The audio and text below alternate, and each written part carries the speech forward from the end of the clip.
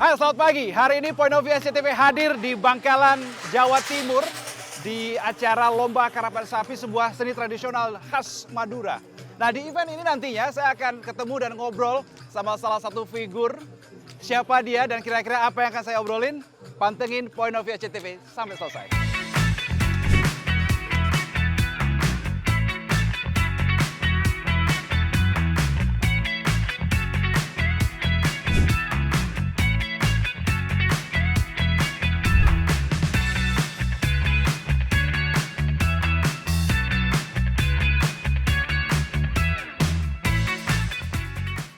Wah, ini dia.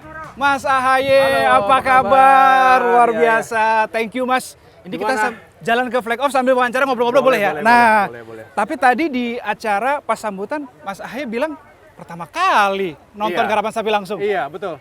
Ini pertama kali, jadi pasti akan terus saya kenang selamanya. Heeh.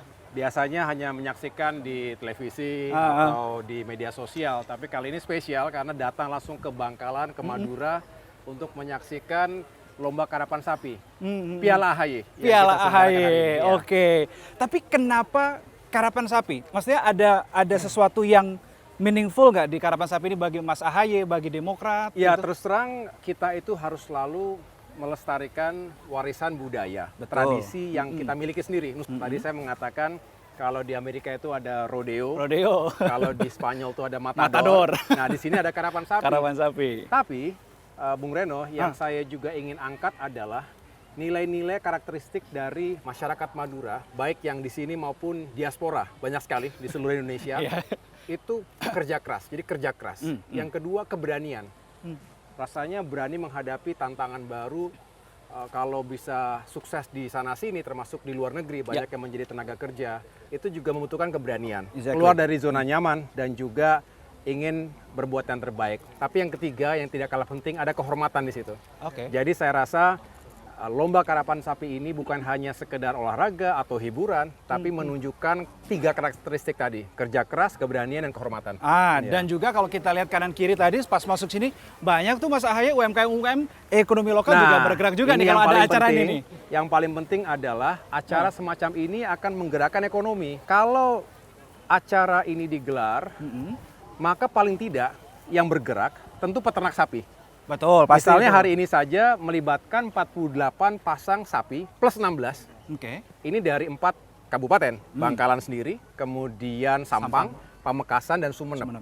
Jadi sapinya sudah pasti dibawa ke sini, dan pemeliharaan sapi itu tidak murah. Karena pakannya yang berkualitas itu juga membutuhkan supply. Tadi telur, puluhan butir telur hanya untuk satu sapi misalnya. Dan ini terus bergerak. Belum lagi penonton yang datang. Mereka juga pasti akan mengkonsumsi kuliner dan lain sebagainya. Termasuk akomodasi, transportasi, ini akan semua bergerak. Kalau kita melihat begitu ya, ini kan dalam rangka Road to juga nih salah satunya. Road to setengah abad Partai Demokrat.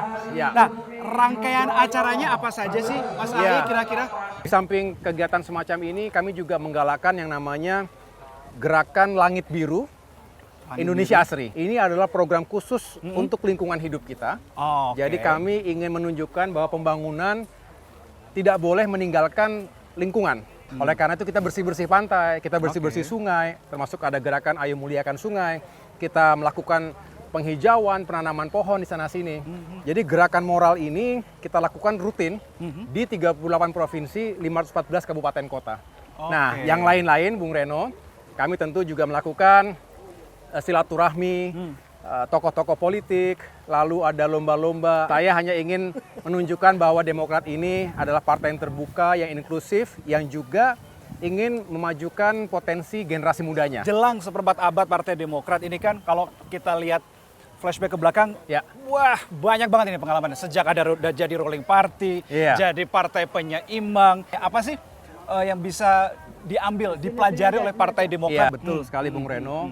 Kami pernah menjadi the ruling party, Presiden SBY terpilih langsung oleh rakyat 2004 hingga 2014. Banyak sekali pencapaian, walaupun juga tantangannya tidak ringan, tapi legacy juga ditinggalkan. Yes. Nah, ketika kami di luar sebagai oposisi, kami membangun sebuah budaya demokrasi yang sehat, memberikan kritik yang konstruktif, tapi juga terus memberikan ruang bagi pemerintah untuk menjalankan tugas-tugasnya untuk rakyat. Oke. Dan kini kembali kami dalam pemerintahan bersama Bapak Presiden Prabowo Subianto, kami ingin terus meyakinkan siapapun bahwa kami hadir untuk rakyat. Makanya tema besar hari tahun ini kami angkat Demokrat bersama rakyat. 25 tahun bersama rakyat, ada 3 elemen utama.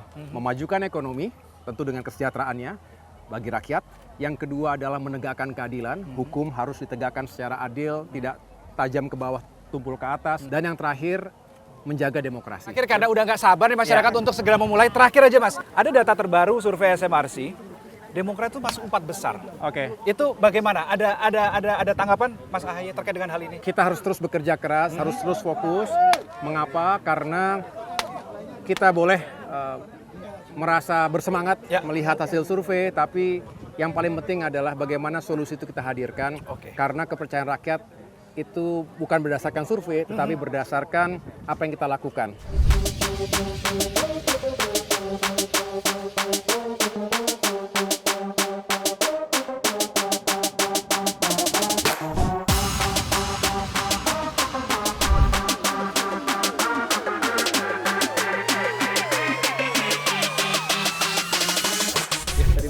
Oke, makasih. Habis nonton Karapan Sapi banyak yang ngajak foto Mas AHY. Gimana Mas AHY akhirnya tadi nonton for the first time ya? Iya. Setelah flag off langsung nonton tuh Karapan Langsung Sapi ya? seru banget. Tadi adrenalin bekerja semua tuh. Oh iya? Artinya penonton kan seru dengan jagoan masing-masing. Ya tadi Pak Sekjen juga mau yang kiri atau yang kanan tuh. Tapi semuanya seru tadi kan. Seru ya? Jadi sekali lagi ini sebuah pengalaman yang menyenangkan dan Berarti baru pertama kali juga ngelihat oh ternyata Karapan Sapi biar larinya cepet harus ada disorak-sorakin gitu. Iya, supaya semangat juga sapinya.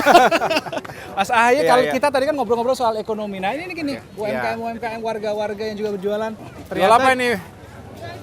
Pentol ya? Borong deh kita borong.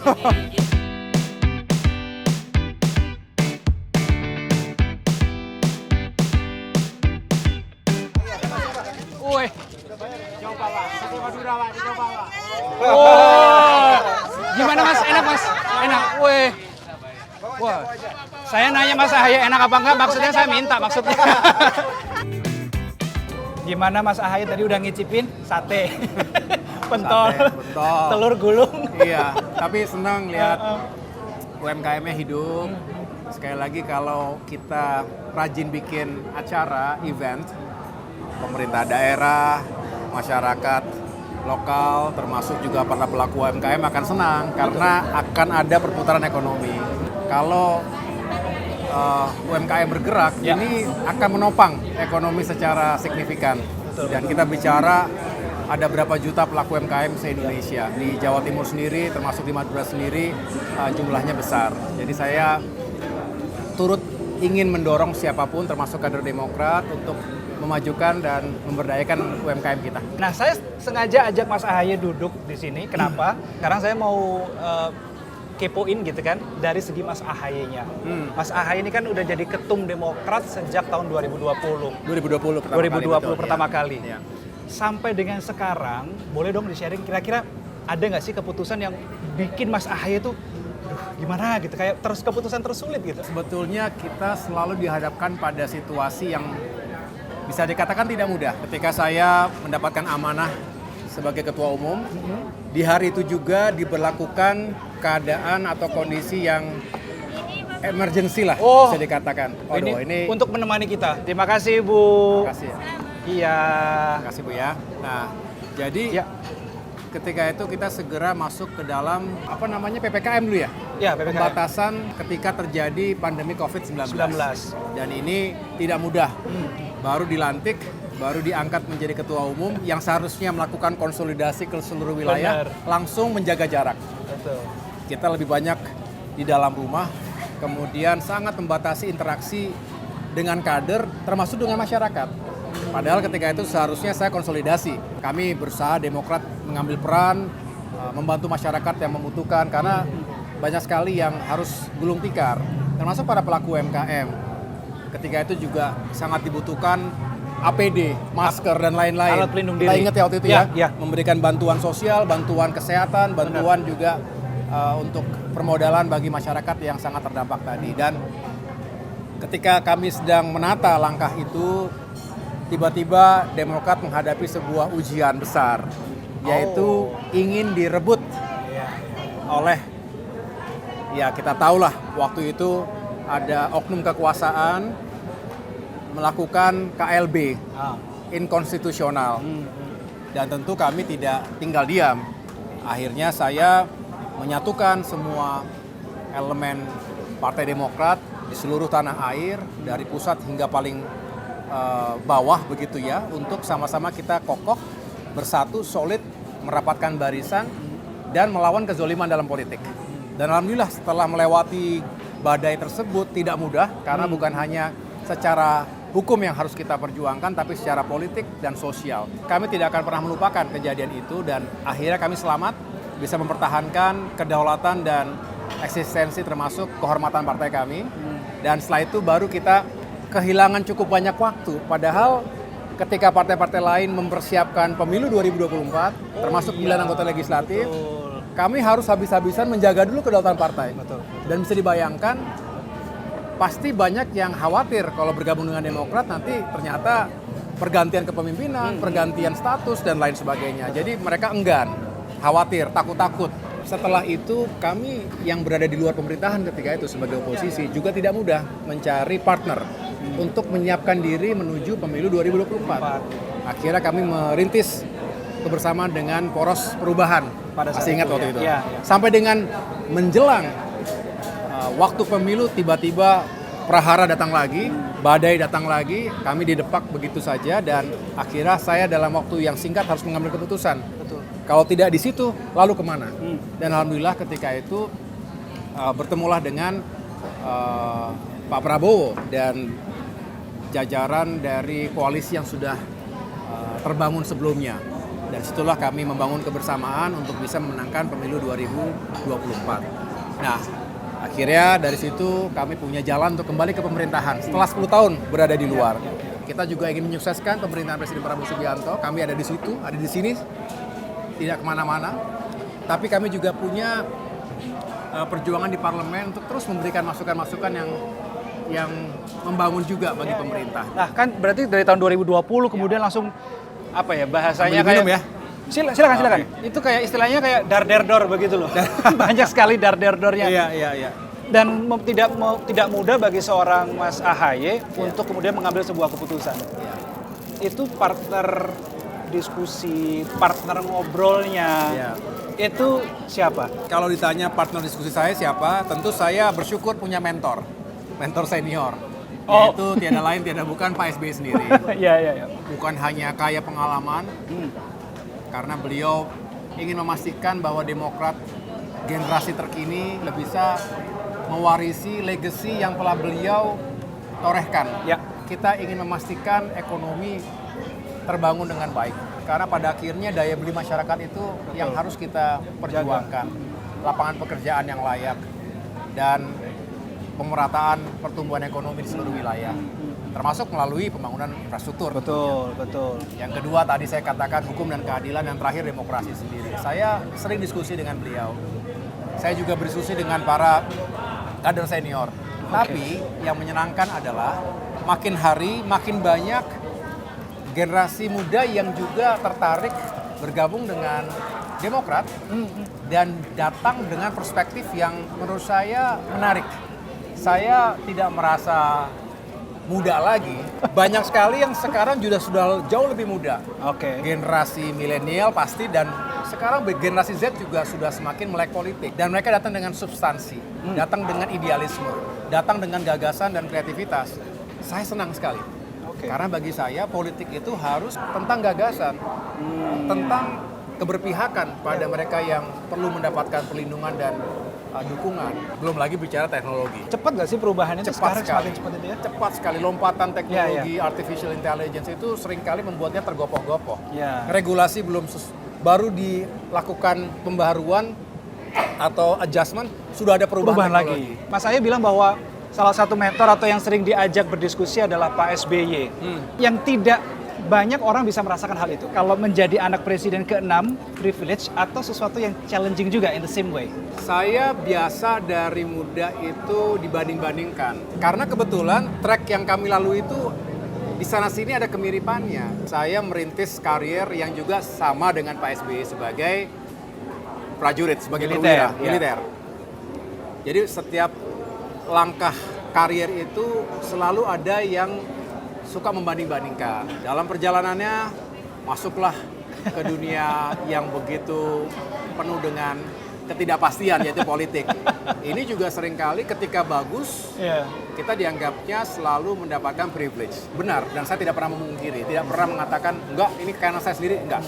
Tapi saya juga ingin tentunya menghadirkan kemandirian, sama seperti para pemimpin besar, itu punya masanya. Setiap masa ada pemimpinnya, setiap pemimpin ada masanya. Saya merasa generasi hari ini juga harus menghadirkan kepemimpinan yang bisa menjawab, bisa responsif terhadap tantangan zaman hari ini. Mas Ahaye, kalau kita bicarakan, Mas Ahaye ini sudah jadi menteri sejak 2024. Kemudian di era Pak Prabowo dipercaya untuk menjadi Menko, begitu kan. Ada nggak sih deep down in your heart gitu, kayak saya harus apa lagi nih ke depan? Ada target berikutnya nggak sih sebetulnya? Iya, saya dengan rendah hati tentu mengucapkan terima kasih mendapatkan kepercayaan dan kehormatan seperti ini. Menjadi seorang menteri atau menteri koordinator, itu tentunya adalah sebuah amanah yang besar. Saya berupaya yang terbaik untuk bisa terus menjalankan tugas dan amanah dengan sebaik-baiknya. Mengapa? Karena membantu Bapak Presiden, membantu pemerintahan ini sama saja kita menghadirkan solusi untuk masyarakat. Betul. Contoh sekarang dalam portfolio infrastruktur dan pembangunan kewilayahan. Tadi saja saya berdiskusi dengan para bupati, kemudian juga anggota dewan, masyarakat.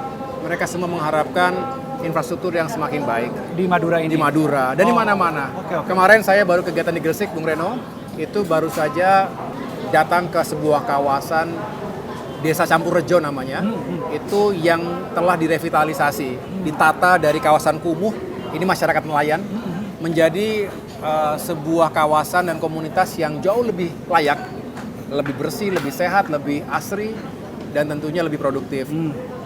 Pembangunan infrastruktur itu penting, merevitalisasi rumah, jalan lingkungan, air bersih, dan tadi juga disampaikan jalan-jalan kita harus semakin baik.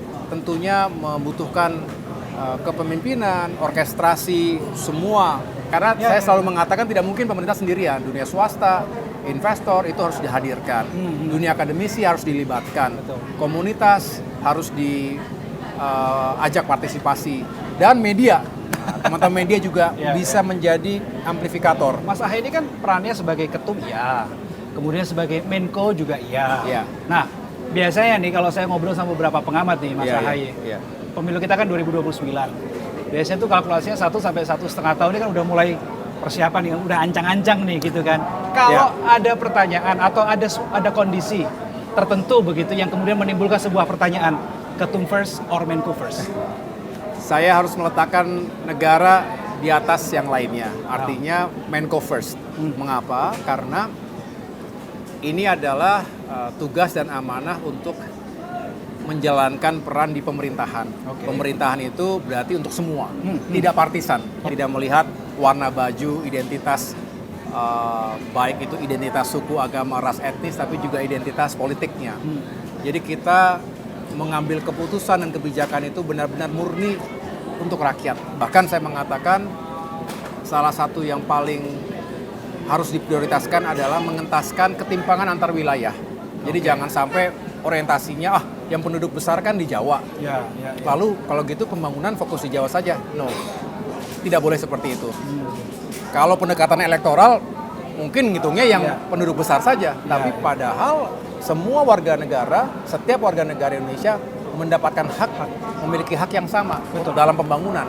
Ketua umum juga bukanlah sesuatu yang ringan, karena bisa dikatakan partai politik dalam era reformasi dan era demokrasi hari ini itu memiliki peran yang sangat signifikan dalam melahirkan pemimpin-pemimpin di semua tingkatan. Pemimpin nasional lahir dari partai politik, di tingkat provinsi, kabupaten kota Belum lagi bicara wakil-wakil rakyat, DPR RI, DPRD provinsi, DPRD kabupaten kota. Jadi mengelola partai politik, memimpin partai politik harus serius. Kalau hanya sifatnya warna partai saja, kita orientasinya hanya kemenangan politik, kemenangan betul, partai. Itu penting. Siapa yang tidak mau menang? Siapa yang mau kalah begitu ya? Tapi pada akhirnya kalau kita sadar kalau partai politiknya baik dikelolanya, kemudian menyiapkan kader-kadernya juga dengan serius, termasuk kapasitas, kompetensi, integritasnya, maka yang diuntungkan juga adalah masyarakat. Karena akan hadir pemimpin yang punya kompetensi dan punya integritas. Saya rasa dua-duanya harus kita jalankan dengan baik. Oke, sekarang saya mau kepoin Mas Ahaye sebagai suami, sebagai papa. Ya. Ini gimana membagi waktu dengan keluarga di tengah kesibukannya itu seperti apa? Iya. Jadi pertama membagi waktu sebagai Menko dengan sebagai ketum saja sudah tidak mudah. Apalagi sebagai kepala keluarga. Iya. Tapi saya termasuk orang yang meyakini kuantitas pertemuan itu penting, tapi saya merasa kualitas pertemuan itu lebih berharga. Jadi saya memahami, istri saya Anissa juga memahami, anak saya Aira sekarang usianya 17 tahun, hampir 18 tahun, kita lagi sudah masuk kuliah ya. Tahun ini pertama kali masuk kuliah. Punya baby sekarang baru usianya 4 bulan. Ahaye Junior. Ahaye Junior. Mereka sudah memahami bahwa tidak lagi bisa berharap ayahnya bisa selalu dekat atau Anissa berharap saya bisa dekat sebagai suami setiap saat. Tapi kami justru menyikapinya dengan kualitas. Jadi walaupun waktunya sedikit di rumah atau saat ada di Jakarta, maka kita sempatkan untuk ngobrol, makan bareng. Kemarin baru nonton Spider-Man. 2 malam yang lalu. Udah nobar? Sudah. Bagus, belum nonton. Saya belum nonton. Nggak perlu saya spill ya. Jangan spoiler. Jadi begitulah. 2,5 jam, 3 jam cukup untuk merecharge kebersamaan. Sekarang ada si kecil, saya selalu membuat saya semakin semangat lah. Jadi walaupun capek atau suntuk atau ada sesuatu yang berat, yang stressful, saya membayangkan ada si kecil yang nunggu di rumah dan ada masa depan anak dan generasinya Arjuna, namanya Arjuna, yang juga mengharapkan keputusan kita ini tidak salah. Kebijakan generasi hari ini tidak salah karena dampaknya ada di generasi mereka. Mas Ahaye berarti melihat anak sendiri. Saya akan membayangkan itu. Tapi kalau dilihat Mas Ahaye sekarang lebih kurus dari sebelumnya. Ini emang lagi diet, lagi program atau gimana sih sebetulnya? Enggak sih sebetulnya. Tadi kan juga pagi-pagi kita sempat ikut lari dulu tuh di Surabaya Marathon ya. Berapa kilo tadi Surabaya Marathon? Saya 10 kilo aja. Tadi kan langsung 10 kilo kita masih tidur guys. Bagi saya itu juga sebuah balance ya. Saya melihat sejak saya di militer bukan hanya sebagai sebuah kebutuhan atau kewajiban, bahkan sekarang merasa ini sebuah kesenangan. Kesenangan itu yang membuat saya ada happiness. Bukan hanya sekedarnya saja, tapi saya melihat itu menyenangkan, menambah energi positif, dan sometimes itu kalau lagi lari selesai itu saya stress release dapat stress release dan dapat inspirasi baru gitu. Lari atau nge-gym?